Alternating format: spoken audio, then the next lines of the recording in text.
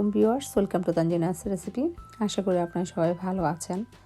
আজ আমি আপনাদেরকে তৈরি করে দেখাবো সুস্বাদু আয়ের মাছ রান্নার সহজ রেসিপি।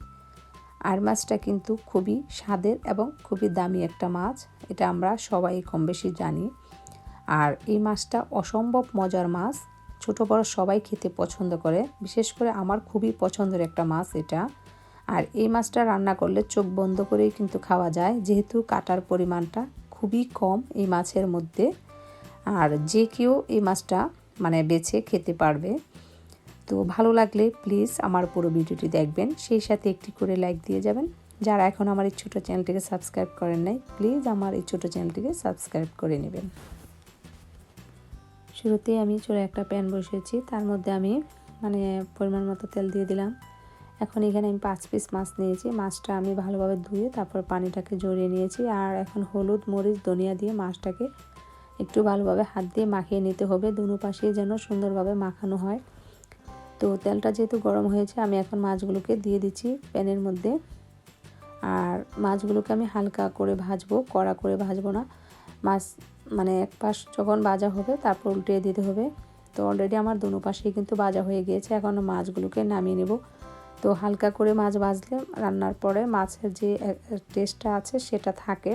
আর কড়া করে ভাজলে অনেক সময় দেখা যাচ্ছে পুরোপুরি টেস্টটা পাওয়া যায় না। তো এখন এখানে আমি 1/3 কাপ পরিমাণের পেঁয়াজ কুচি নিয়েছি। যেহেতু আমার মাছের পরিমাণটা কম, সেজন্য আমি পেঁয়াজের পরিমাণটাও একটু কমই দিয়ে দিলাম।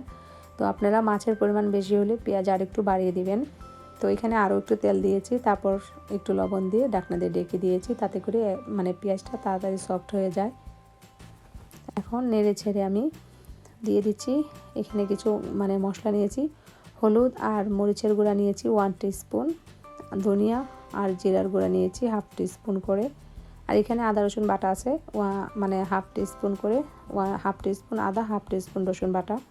তো এগুলোকে দিয়ে তারপর আমি একটু নেড়ে ছেড়ে দিয়ে দিচ্ছি সামান্য একটু পানি, তাতে করে মশলাটা পুড়ে যাবে না।